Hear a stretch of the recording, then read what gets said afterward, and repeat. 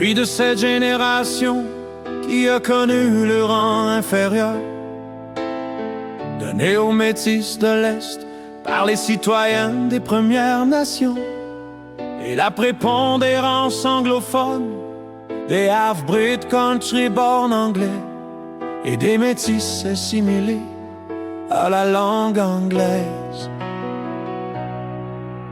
Ben y a personne au Canada qui peuvent nous dire en anglais et en français qu'il n'y a pas de métis au Québec et dans l'Est du Canada. Ce sont ceux qui semblent tenter de contrôler la pensée de la mémoire collective, transmise par la langue méchée française des métis au Canada, tout en tentant de se faire croire que ce sont eux qui sont que les métis.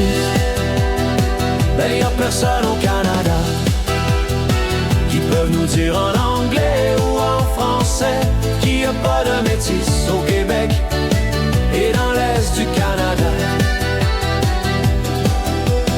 Si nous les métis pour résister à notre disparition linguistique méchée française, fait de nous des racistes pour accueillir les autres métissés qui s'accrochent et utilisent le mot métis de façon générique et qu'il faut s'effacer. Nous-mêmes comme métis parce qu'on parle méché français, y a un problème. Dans mon coin de pays, au Québec, en Ontario et dans l'Est du Canada, on le subit d'une autre manière, cette condescendance. Mais la langue parlée en lien avec notre mémoire collective paraît entre nous tous les métis. C'est toujours et demeurera que le méché français, transmis par nos ancêtres français.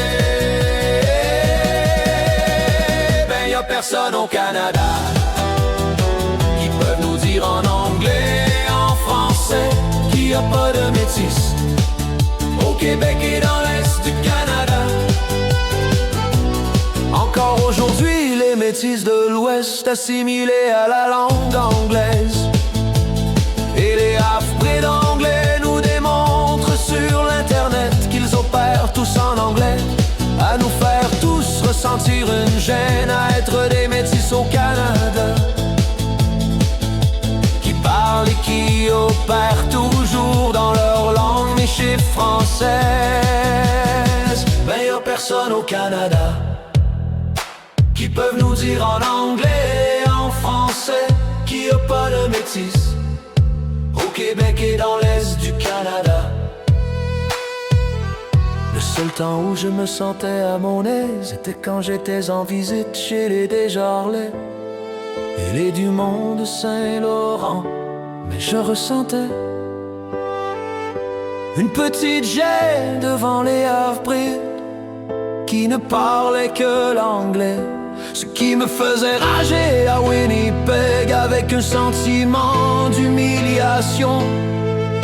Était lorsque j'allais à la Manitoba Métis Fédération, j'avais aussi cette impression d'être d'un rang inférieur face à tous ces half-breed anglais qui la contrôlaient, qui disaient en anglais de façon hautaine et arrogante qu'il n'y avait pas de métis au Québec, en Ontario et dans l'Est du Canada. Ben y a personne au Canada qui peuvent nous dire en anglais et en français qu'il n'y a pas de métis au Québec et dans l'Est du Canada.